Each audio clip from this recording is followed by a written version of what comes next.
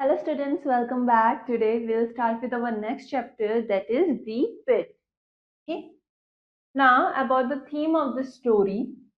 The story highlights how staying calm in tough situations is crucial and shows the bond between a dad and his son. तो इस story की theme क्या है कि ये कुछ चीजें हाईलाइट कर रही है क्या कि किस तरीके से आपको काम रहना चाहिए। काम यानी कि धैर्य रखना चाहिए, पेशेंस रहना चाहिए आपके अंदर इन टफ सिचुएशंस। जब आपके आसपास की सिचुएशंस काफी मुश्किल हो तब आपको शांत रहना चाहिए और उनको परखना चाहिए उसके अकॉर्डिंग। ठीक है, इट इज क्रूशियल, ये काफी क्रूशियल चीज है, इंपॉर्टेंट चीज है कि आप डिफिकल्ट सिचुएशंस में शांति से काम लो। और इस स्टोरी में क्या दिखता है हमें, shows the bond between dad and his son. एक फादर और एक सन के बीच में बॉन्ड कैसा है। Now let's start with our story. My father was a well-known mechanic in our area. He was a lover of engines and adventure. I also grew up loving engines. We lived in a caravan behind his gas station and garage. Both of us used to go camping every year, and I soon learned that my father used to poach pheasants on the property of the local business.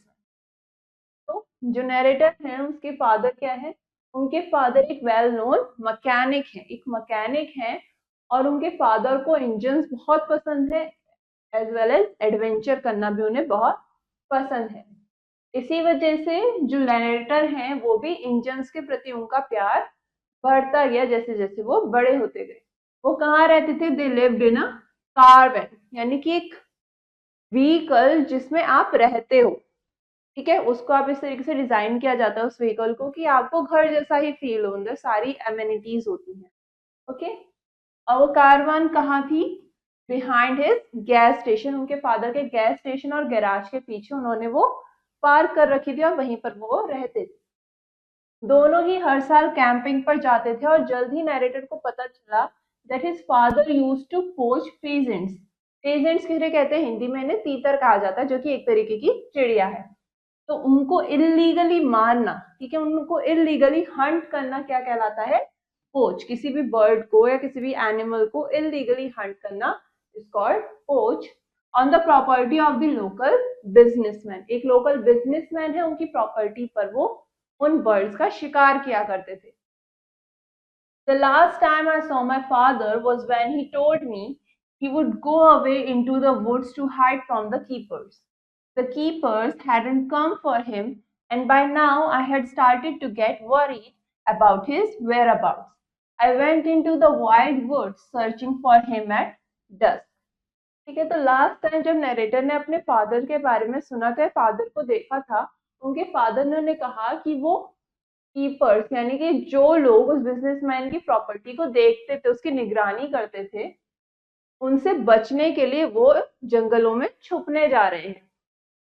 तो keepers तो उनके बारे में पूछते हुए नहीं आए, तो अब उनके बेटे को, अब जो नरेटर है उनको अपने फादर के बारे में चिंता होने लगे कि वो कहाँ है, वेयर अबाउट्स यानी कि वो कहाँ पर है।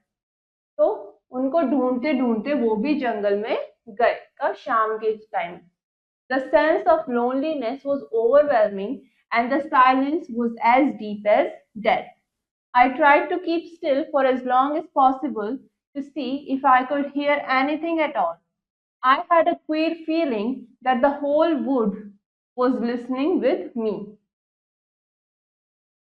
तो नैरेटर को एक अजीब सी फीलिंग आ रही थी जब वो वुड्स में गए, तो क्योंकि वो बहुत ज्यादा शांत था और वो जो जंगल था वो काफी गहरा था, तो उन्हें काफी लोनली सी फीलिंग आने लग गई।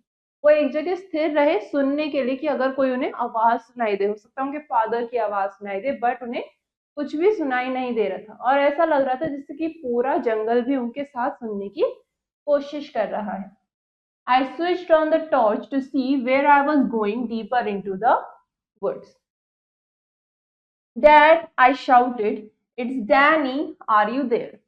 तो उन्होंने क्या करा, नरेटर ने क्या करा, टॉर्च को जलाया ताकि वो वुड्स में देख सके, ताकि वो जंगल में देख सके कि वो किस तरफ जा रहे हैं, कहाँ जा रहे हैं। तभी उन्होंने अपने फादर के लिए चिल्लाना शुरू करा कि फादर, डैड, मैं डैनी हूँ, क्या आप यहाँ पर हो? Each time I called out to him, I would stop and listen, but no answer came.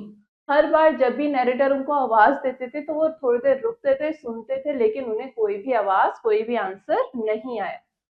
I shouted, "It's Danny."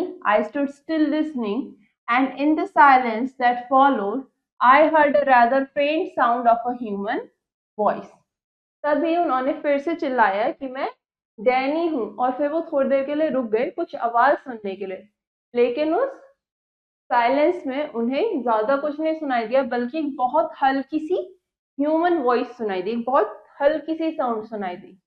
I ran towards the sound. Dad, where are you? तो जो Danny है, narrator है, वो उस आवाज की तरफ भागे कि फादर आप कहाँ पर हो. The answer came just loud enough for me to hear the words. Over here, the voice called out. उसके बाद उनको एक आंसर आया, सिर्फ इतनी सी आवाज में कि उन्हें सुनाई दे जाए कि मैं यहाँ पर हूँ, और वो वहीं भागते हुए गए. इट वॉज हिम, और वो उनके फादर थे. Where are you Danny? My father called out. उनके फादर ने आवाज लगाई कि डैनी तुम कहाँ पर हो? I am coming dad. मैं आ रहा हूँ dad. With the beam of the torch shining ahead of me, I ran towards the voice. तो नरेटर ने क्या करा, उस टॉर्च को जलाते हुए जहां जहां वो टॉर्च दिखा रही थी उनके आगे, वो उसकी तरफ, आवाज की तरफ भागने लग गए. स्टॉप डैनी, ही शाउटेड.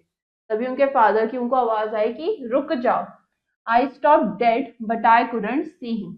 और उनकी आवाज सुनते ही जो नरेटर है वो एकदम से अपनी जगह रुक गए, लेकिन उनको कुछ दिखाई नहीं दे रहा था, वो उन्हें देख नहीं पा रहे थे, अपने फादर को देख नहीं पा रहे थे. I am down here, be careful, don't fall in. मैं यहाँ नीचे हूँ, ध्यान से तुम नीचे मत गिर जाना. Then I saw the pit. I went to its edge, and there was my father. He was sitting on the floor of the pit, and he looked up into the light. तभी क्या देखा, narrator को तभी पिट देखी, यानी कि एक बहुत बड़ा गड्ढा. ठीक है, एक गड्ढा दिखा, जिसकी कोने पे जाके उन्होंने देखा कि उनके फादर उस गड्ढे में फंस गए हैं, और उस पिट के फ्लोर पर बैठे थे, और फिर वो उनको ऊपर लाइट की तरफ देखने लगे. Are you all right dad? क्या आप ठीक हो dad? My ankle seems to be broken, he said. It happened when I fell in. तो उनके फादर बताते हैं कि मेरी जो एंकल है, मुझे लगता है वो टूट गई है. ये तब हुआ जब मैं इस पिट में गिर गया. The pit was square shaped and had an awful depth. No man could have possibly climbed out of it without help. तो जो गड्ढा था वो स्क्वायर शेप का था, और वो काफी ज्यादा गहरा था कि कोई भी इंसान अगर उसमें गिर जाए तो वो अपने आप वापस नहीं आ सकता बाहर, बिना किसी मदद के वो बाहर नहीं आ सकता. Does it hurt? I asked. क्या उसमें दर्द हो रहा है आपको? Oh it hurts a lot, he said, but the point is I have got to get out of here before morning.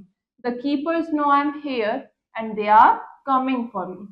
तो उनके फादर ने कहा कि हाँ, मुझे बहुत दर्द हो रहा है, लेकिन वो बात नहीं है. मेन मुद्दा ये है, मेन पॉइंट ये है कि मुझे यहाँ से सुबह तक वापस निकलना है. मुझे यहाँ सुबह से पहले बाहर निकलना है, क्योंकि कीपर्स को पता चल गया मैं यहाँ पर हूँ, और वो मेरे लिए आ रहे हैं, वो मुझे पकड़ने आ रहे हैं. Did they dig the hole to catch people? I asked. तो नरेटर ने पूछा, क्या उन्होंने इस होल को खोदा, इस गड्ढे को खोदा है ताकि वो लोगों को पकड़ सके? Yes, he said. फादर ने कहा कि हाँ. I saw how the keepers had covered it over with the sticks and leaves, and how the whole thing had collapsed when my father stepped on it. It was the kind of trap hunters in Africa did to catch wild animals.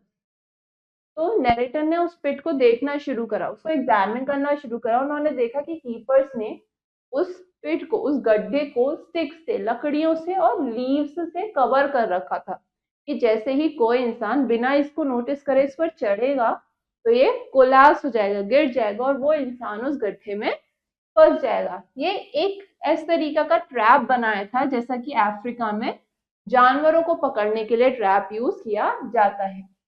Ouch my poor ankle. उनके father को ankle में दर्द हो रहा था, तो वो कहने लगे कि मेरी एंकल पे दर्द हो रहा है. I was kneeling on the edge of the pit. I wanted to go down and comfort him, but that would have been madness. तो नैरेटर जो थे वो एज पर बैठे हुए थे, वो चाहते थे कि वो अपने फादर के पास जाए, उनको कंफर्ट करें, लेकिन वो पागलपन होता क्योंकि फिर वो भी नीचे फंस जाते। डैड, आई सेड यस, उन्होंने कहा कि डैड का जवाब आया yes. I came in the baby Austin, मैं बेबी ऑस्टिन में आया हूँ। बेबी ऑस्टिन उस टाइम पे एक कार हुआ करती थी। यू वॉट, ही क्राइड, तो फादर ने कहा कि तुम क्या? I wanted to get here quickly, so I just drove it and came straight here. तो उन्होंने नैरेटर ने कहा कि मैं आप तक जल्दी पहुंचना चाहता था, इसीलिए मैं उसको चलाकर आया, सीधे यहीं पर ही आया। You mean you actually drove here in the baby Austin? उनके फादर पूछते हैं कि इसका मतलब कि तुम सही में बेबी ऑस्टिन को चलाकर यहाँ पर आए हो? Yes. You are absolutely plumb crazy. You could have been killed, he said. You could have been smashed to smithereens. तो उनके फादर कहते हैं कि तुम बिल्कुल पागल हो, तुम मर भी सकते थे। He said, you could have been smashed. तुम्हारी को अगर चोट लग जाती तो तुम बिल्कुल स्मैश हो जाते, तुम्हारे टुकड़े टुकड़े हो जाते। It went fine, Dad. तो कहते कि ये बिल्कुल सही था, सब सही से हो गया, Dad. Where is it now? अब वो कहाँ पर है गाड़ी? Just outside the wood on the bumpy track. वो बाहर इस जंगल के बाहर बम्पी ट्रैक पर खड़ी हुई है। His face was all puckered up with pain. तो नैरेटर को अपने फादर के फेस पर पेन दिख रहा था कि वो बहुत ज्यादा पेन में है। If we could get you out, you could lean on me and hop on one leg. I recommended. तो नैरेटर ने अपने फादर से कहा कि अगर हम आपको बाहर निकाल लें तो आप मेरा सहारा लेके एक पैर पर हॉप करते हुए, कूदते हुए आप चल सकते हो। I will never get out of here without a ladder, he said. तो फादर ने कहा कि मैं बिना सीढ़ी के यहाँ से बाहर नहीं निकल सकता। Wouldn't a rope do? I asked. Narrator ने पूछा कि क्या किसी रस्सी से काम नहीं चलेगा? Yes, of course, a rope. There is one in the baby Austin, he suggested. It's under the back seat. तो उनके फादर ने कहा कि हाँ, वो भी बहुत अच्छा रहेगा, एक रोप। और बेबी ऑस्टिन में जो गाड़ी है उसके अंदर एक रस्सी रखी हुई है, वो बैक सीट के नीचे है। वेट हियर, आई सेड, तो नैरेटर ने कहा कि आप यहीं रुको। I quickly ran to the car and lifted the back seat. I found the rope and ran back into the woods. तो नैरेटर वापस गए गाड़ी पर, उन्होंने बैक सीट को उठाया और उसके नीचे जो रोप थी उसे लेके वो फटाफट से वापस आ गए। I had no trouble finding him this time with my torch shining ahead of me. I have got the rope, I said. तो इस बार उन्हें अपने फादर को ढूंढने में कोई भी दिक्कत नहीं हुई और फिर वो जाकर कहते हैं कि मेरे को रस्सी मिल गई है। Now tie one end of it to the nearest tree. तो फादर ने कहा कि अब इसके एक एंड को किसी पास के पेड़ से बांध दो। I lowered the other end down to my father for him to grasp. He hauled himself up into the standing position. He stood only on his right leg because his left ankle was injured. तो narrator ने क्या करा, एक and को पेड़ से बांधा, दूसरे एंड को अपने फादर के लिए नीचे पिट में डाल दिया। उनके फादर ने उस रस्सी को पकड़ा और फिर वो खड़े हुए। उन्होंने अपने सारा वजन राइट लेग पर डाल रखा था, ठीक है, क्योंकि उनके लेफ्ट लेग में चोट लगी थी, एंकल में चोट लगी थी। I lay on my stomach to help pull him up as soon as he came within reach. जो नरेटर थे वो फटाफट से उस पेट की एज पर अपने पेट के बल लेट गए ताकि वो अपने फादर को ऊपर खींच सके जब वो उनके पास पहुंच गए। I've got to climb this with hands only, he said. तो फादर ने कहा कि अब मुझे बाकी हाथ से ही चढ़ना पड़ेगा। You can do it, I reassured. तो उनके बेटे ने कहा कि आप ये कर सकते हो। I saw his knuckles tighten as he gripped the rope. I got hold of one of his arms and pulled him up. He came over the top edge of the pit and lay on the ground, breathing heavily. तो उन्होंने देखा कि किस तरीके से उन्होंने रस्सी को टाइटली पकड़ा और फिर नैरेटर ने अपने फादर का हाथ पकड़ा और उन्हें ऊपर खींच लिया। जब वो ऊपर आए तो वो वहीं पर पास में पिट की एज पर ग्राउंड पर लेट गए और तेजी से सांसें लेने लगे। Give me a hand Danny, you will have to do most of the work now. मुझे अपना हाथ दो डैनी, अब तुम्हें ज्यादातर काम तुम्हें ही करना पड़ेगा। फादर कहते हैं, I help him to keep his balance as he got up to his one good foot. I moved up close to his right side and put both his hands on my shoulders. तो यहाँ पर क्या हुआ कि narrator ने अपने father की help करी कि वो अपना बैलेंस बना सके, ताकि वो अपने राइट लेग पर, जो कि उनका गुड फुट है, उस पर बैलेंस बना सके। और फिर उन्होंने, जो नरेटर है, वो अपने फादर की राइट साइड पर चले जाते हैं और उनके हैंड्स को अपने शोल्डर्स पर रख लेते हैं ताकि उनका बैलेंस बना रहे। You can lean harder than that. Narrator कहते हैं कि आप मेरा सहारा अच्छे से ले सकते हो। He tried a couple of hops on his right foot. I tried to match his speed. I have got to sit down, he said. I helped him to lower himself to the ground. His left foot dangled helplessly on its broken ankle. Every time it touched the ground, he screamed with pain. तो क्या हुआ कि जो father थे उन्होंने कोशिश करी कि वो अपने राइट फुट पर चल सकें, हॉप करते हुए चल सके, और नैरेटर कोशिश कर रहे थे कि वो अपने फादर की स्पीड को मैच कर सके, लेकिन उनके फादर से नहीं हो रहा था। उनके फादर ने कहा कि मुझे बैठना है, तो नैरेटर उनकी मदद करते हैं ग्राउंड पर बैठने के लिए। और तब वो नोटिस करते हैं कि उनका जो लेफ्ट फुट है, जिसमें चोट लगी है, उसकी वजह से वो सिर्फ हिल रहा है, ठीक है, वो सही से काम नहीं कर पा रहा। और जैसे ही वो लेफ्ट फुट ग्राउंड पे टच करता है, वैसे ही उनके फादर दर्द की वजह से चिल्लाने लगते हैं। Does it hurt terribly dad? Each time I hop it jars it. तो वो अपने फादर से पूछते हैं, क्या ये बहुत ज्यादा दर्द कर रहा है? जब भी मैं कूदता हूँ तो ये हिल जाता है, तो ये दर्द करता है। He sat on the ground resting for several minutes. उनके फादर काफी देर तक ग्राउंड पे बैठे रहते हैं रेस्ट करने के लिए। Let's try again, he said. फिर उनके फादर कहते हैं कि दोबारा से कोशिश करते हैं। This time I put an arm round his waist to give him extra support. But boy, he was heavy. तो इस बार क्या करते हैं, जो नरेटर हैं वो अपने फादर की वेस्ट को पकड़ लेते हैं ताकि उनको अच्छे से सपोर्ट मिल सके, लेकिन उनके फादर बहुत हैवी थे। Keep going, he guessed, we can make it. उनके फादर ने कहा कि चलते रहो, हम पहुंच जाएंगे, हम ये कर सकते हैं। When we reached the hedge, my legs gave way and we both crashed to the ground. जब वो hedge पर पहुंचे, यानी कि एक तरीके से एक बैरियर सा, ठीक है, कि अब इसके पार जाना है उन्हें, ठीक है, तभी क्या हुआ, नैरेटर के जो पैर थे वो एकदम से थक गए, ठीक है। अब वो अपने फादर का वेट उठा के ला रहे हैं, तो उनके पैर थक जाते हैं, जिसकी वजह से वो क्रैश कर जाते हैं, ग्राउंड पे गिर जाते हैं। I am sorry, I said. तो अपने फादर से कहते हैं कि I am sorry, it's okay, can you help me get through the hedge. तो फादर कहते हैं कि कोई बात नहीं, क्या तुम मुझे इस हेज को पार करने में हेल्प कर सकते हो? I am not quite sure how we got through that hedge, it was nearly 4 o'clock in the morning. अब नरेटर को पता नहीं कि किस तरीके से उन्होंने उस बाड़ी को पार किया, उस हेज को पार किया, और अब सुबह के 4 बज चुके थे। Shall I drive? I asked. तो उन्होंने अपने फादर से पूछा कि क्या मैं गाड़ी चलाऊं? Indeed, he said, I've only got one foot. कि हाँ तुम चलाओ, क्योंकि मेरे पास तो सिर्फ एक ही सही पैर बचा है। I got into the driver's seat beside him. I started the motor, switched on the headlamps, and soon we were heading downhill on the bumpy track.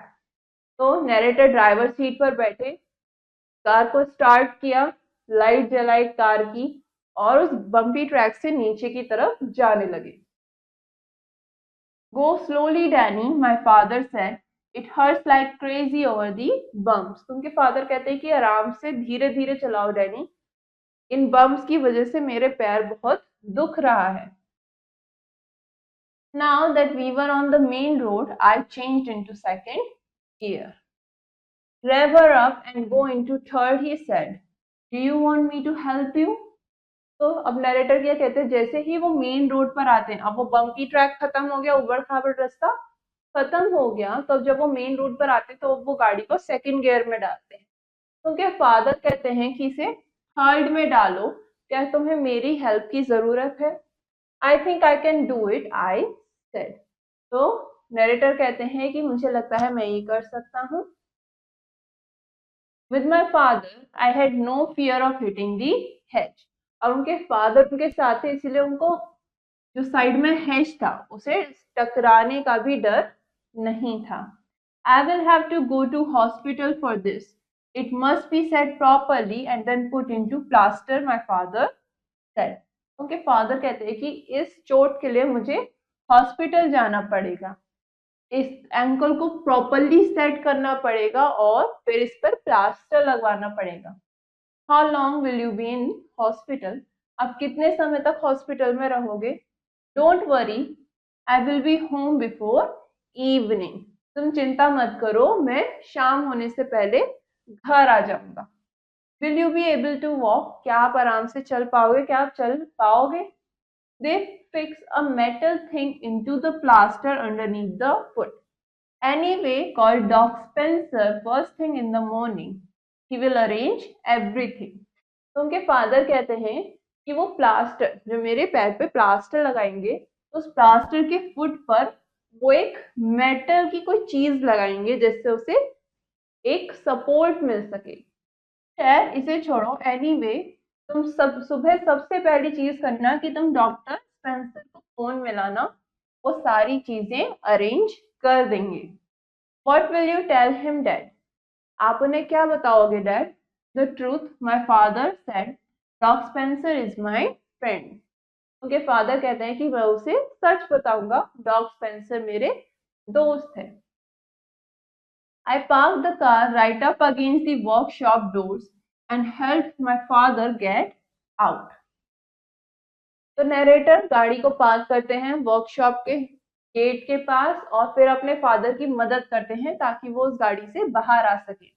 He leaned against the tool bench for support and told me what to do next. तो उनके father tool bench का support लेकर खड़े रहते हैं और बताते हैं कि आगे नरेटर को क्या करना है। I ran to fetch a blanket and a pillow. I helped my father to lie down on the blanket with a pillow under his head. तो नरेटर फटाफट से भाग के जाते हैं, एक ब्लैंकेट और पिलो लेकर आते हैं। उसके बाद वो अपने फादर की मदद करते हैं कि वो आराम से उस ब्लैंकेट पर लेट सकें और उस तकिए को उनके सर के नीचे फिट करते हैं। Can I get you anything to eat, dad? क्या मैं आपके लिए कुछ खाने को लाऊं? I must not have a thing since I am going to have an anaesthetic soon, but you go and have breakfast then go to bed.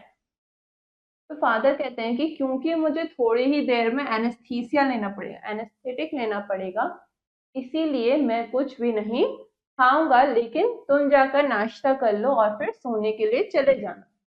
I'd like to wait here till the doctor comes, I said. लेकिन उन्होंने कहा कि मैं जब तक कि doctor नहीं आ जाता मैं यहीं पर इंतजार करूंगा। I found an old wooden chair and pulled it up near him and sat down.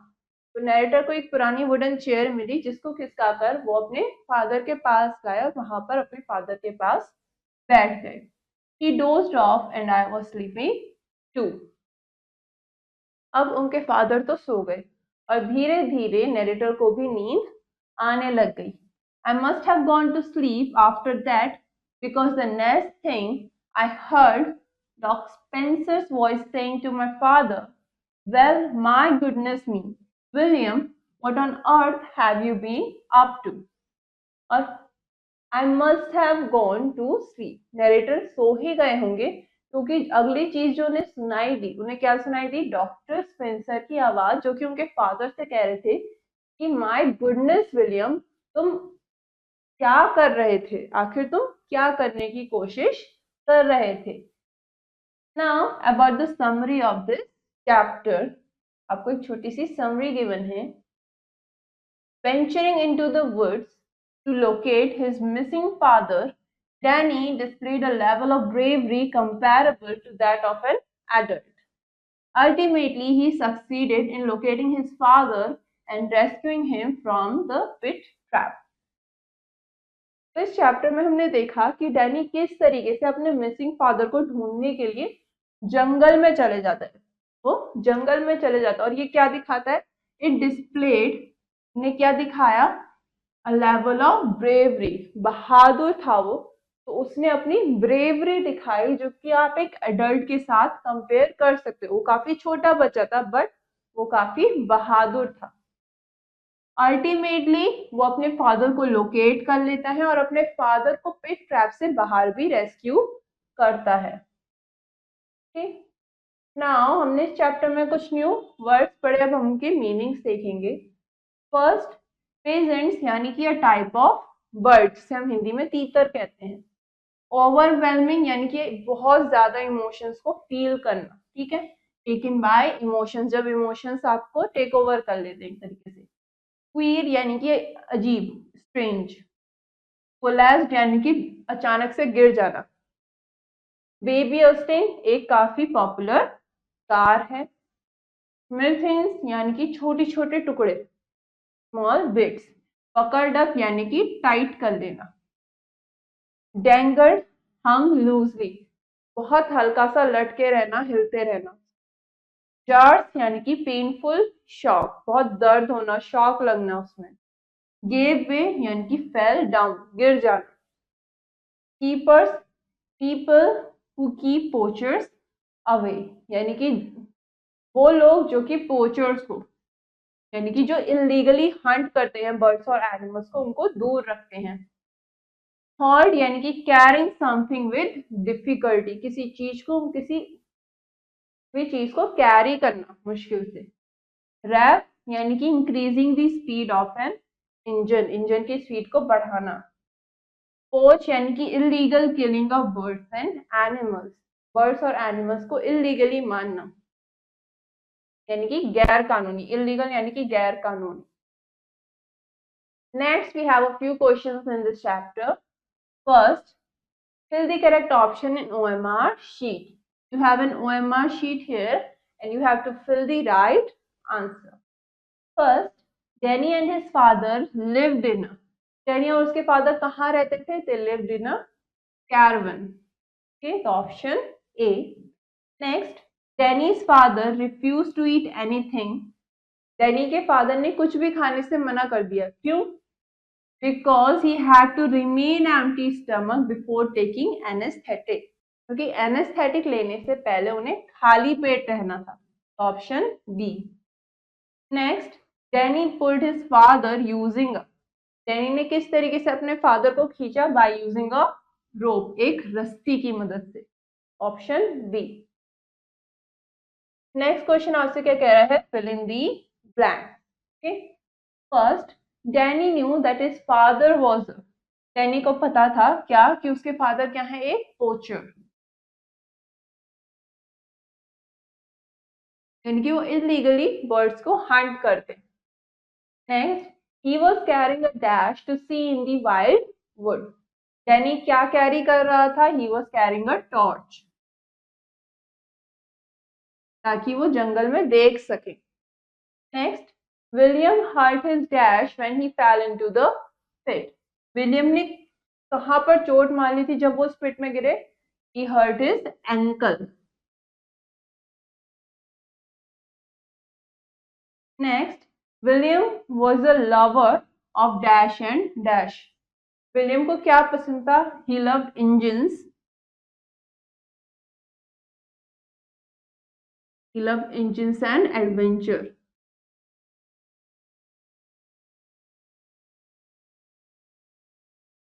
Next, Danny drove a dash to the wild woods. Danny क्या चलाकर आया था wild woods में?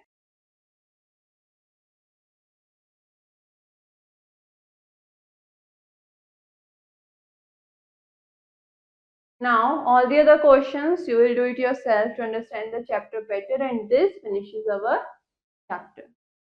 Now, for the next lesson, we will continue in our next class. Till then, have a nice day.